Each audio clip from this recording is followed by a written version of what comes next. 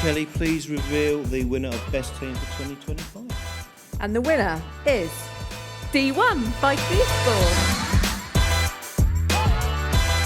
I'm Will, I'm Head of Business Development and Head of D1. I'm Greg, Product Manager, D1. I think it's more than just us really, it's for the whole team, across Edinburgh, across London. I think it's a proper team effort. We've been trying to do stuff differently in open banking, and I think this is probably a testament to everyone. Yeah, I think it's a great testament for the team. Worked pretty hard. So I think we're going to enjoy this one. We probably think we were nominated for, I think the submission was excellent.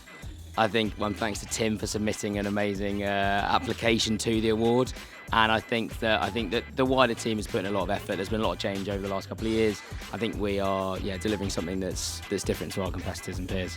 Agreed.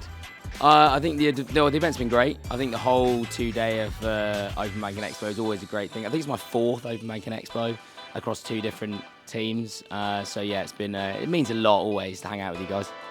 Yeah, it's been my first, but best by far. We'll be back. It's a great opportunity to meet new partners and clients. Yeah. Hey! Come on! Yeah.